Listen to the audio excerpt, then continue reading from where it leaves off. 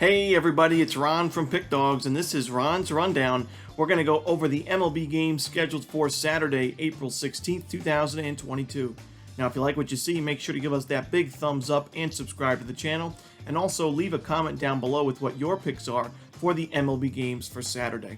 If you're looking for my best bets or best bets from some of the top handicappers in the world today, be sure to check out the Premium Picks tab at pickdawgz.com. Alrighty, let's get into the games for Saturday, April 16th. For our first game, we're going to go to the afternoon contest between the Diamondbacks and Mets. Zach Gallen and Carlos Carrasco, the two projected starters for this one. Now, the Mets absolutely dominated in the first game of this series, a 10-3 final score. Diamondbacks only had 3 hits in that ball game, and it looks like this could be a very lopsided series. But if there was a game that the Diamondbacks were going to compete in, I think this would be the one. You have your best option going in the rotation, in my opinion, in Zach Gallen, who had a very, very strong spring. He was injured in a non-baseball injury after spring training that delayed his first start of the season for a little bit. But I think he's ready to go now, and I think he does pitch well for the Diamondbacks overall. Carlos Carrasco on the other side pitched very well in his first start of the season. 5 2/3, 2 hits, only 1 earned run. It was a home run.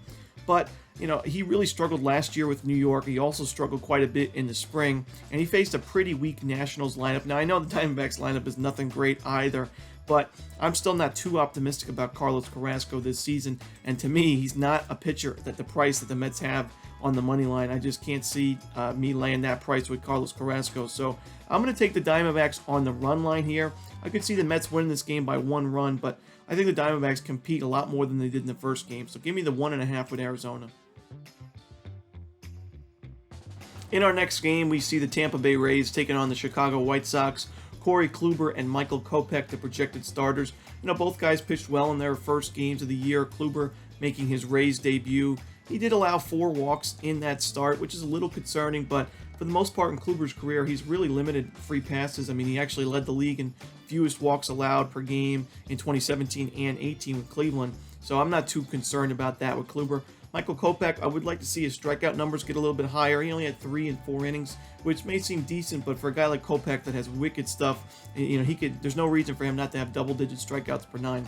Now, in this particular game, to me, I really think it's a coin flip. I think it's a 50-50 shot either way. This should be a great game and a good series as well. So for that reason, I'm going to take the plus money with the Rays. I just think the value's on them. If it is a 50-50 shot, I'd rather have the plus money going for me. So give me the Rays on the money line here.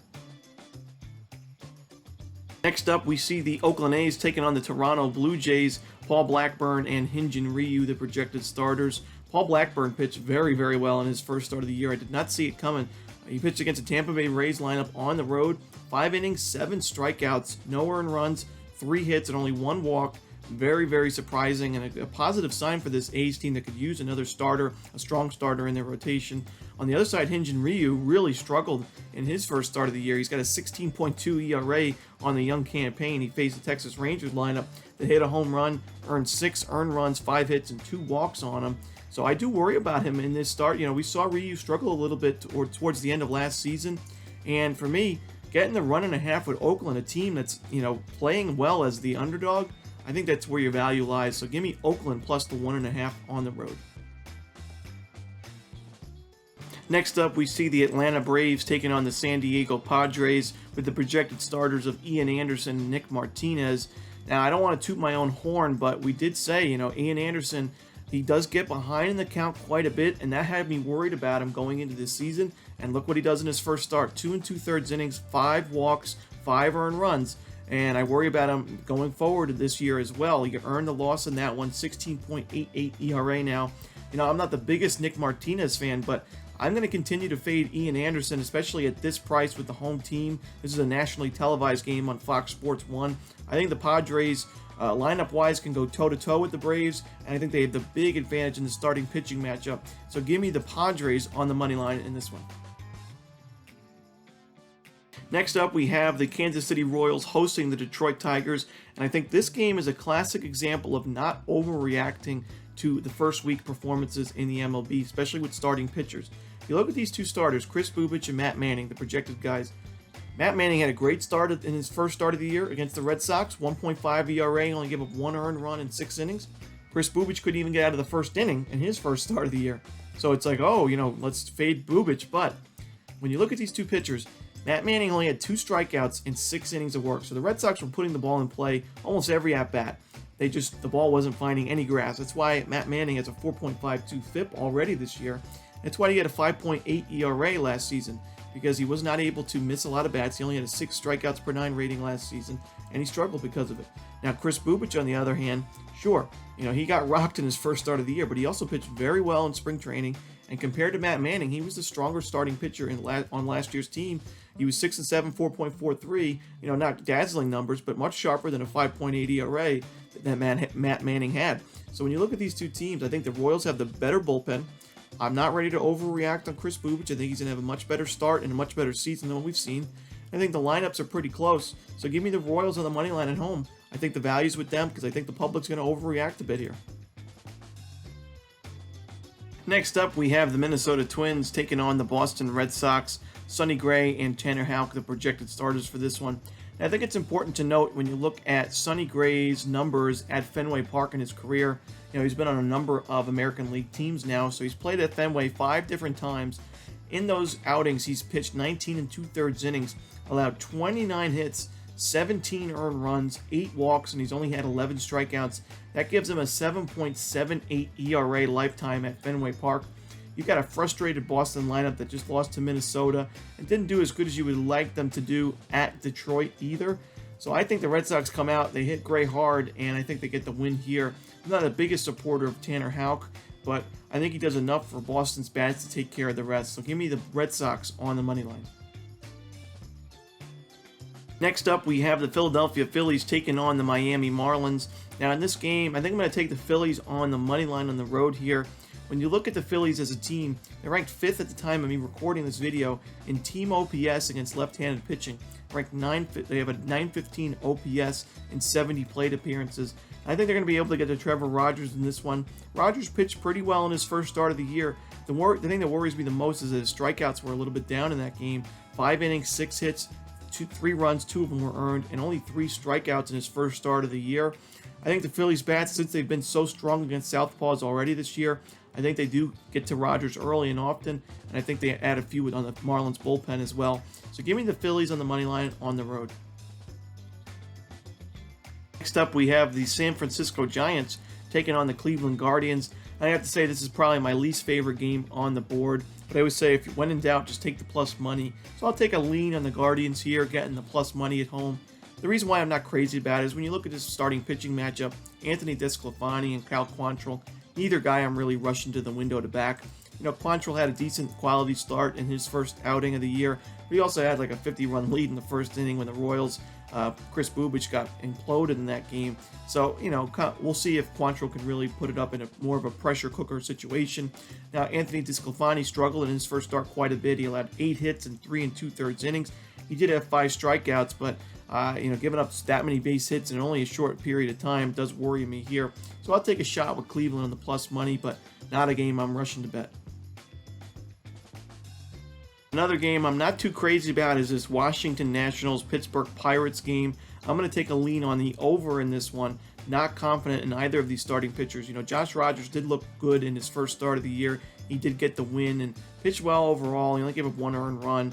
But last year we saw him really struggle with this Nationals team, and I just can't get too confident in backing him in this spot against a Pirates team that's looked pretty good offensively as of late. I got to give them credit. They've surprised me a little bit. Now on the other side, Pittsburgh's going to bring Bryce Wilson to the mound.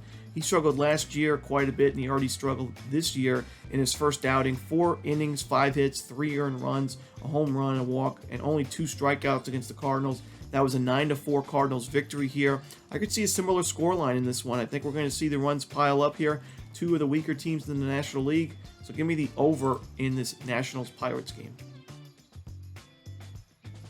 Next up, we have the New York Yankees taking on the Baltimore Orioles. Now, I'm not in love with the price that we're getting with the Yankees here. The money line's not an option for me as it's just too steep. And the run line is not too enticing for me either. So I think I would just either lay 2.5 runs with the Yankees or just pass on the game altogether. Jameson Taillon, 11 innings, 17 strikeouts, and 4 earned runs against the Orioles last season. So he had some of the best numbers against any team was against the Orioles for Taillon last year.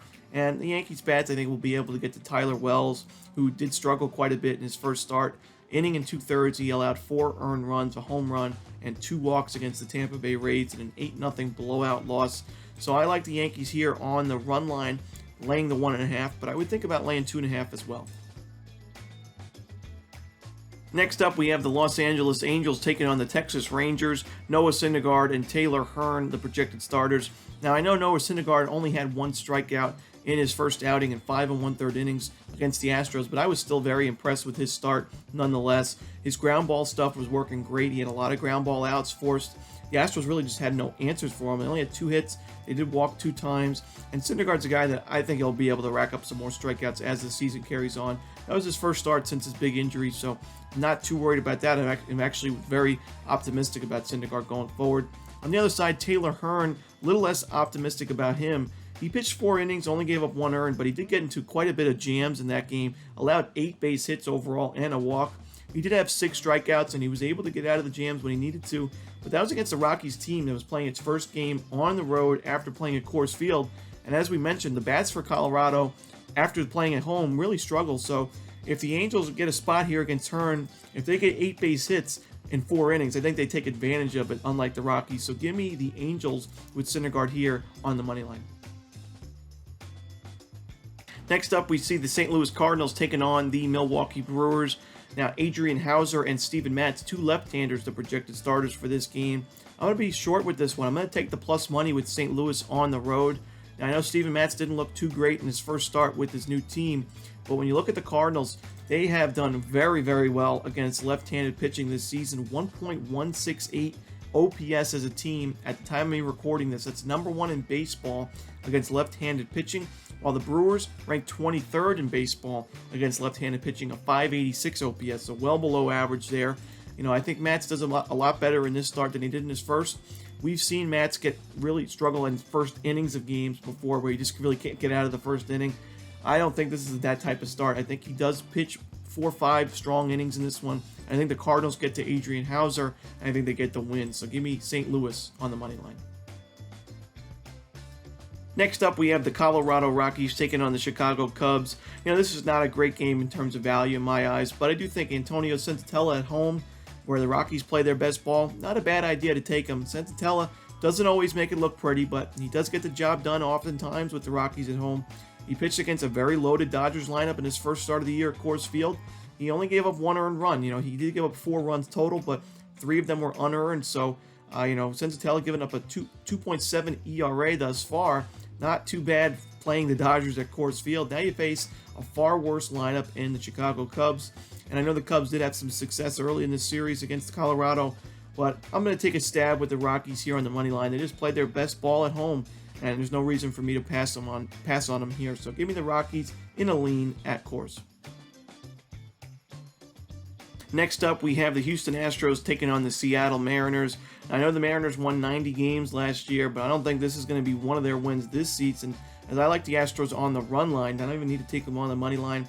You look at this pitching matchup, Justin Verlander against Chris Flexen. You know, although Verlander did get the loss in his first outing back from injury, I think he still looked very, very strong out there. Only 1 mistake, and it was a home run to Jared Walsh. That got him the loss in 5 innings. He still had 7 strikeouts. I still think he's going to have a very good season in Houston.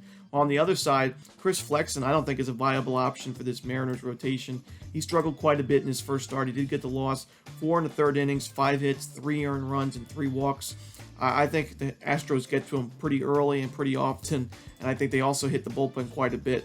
So I think the Astros win this game comfortably, and I'm willing to lay the run line with Houston on the road.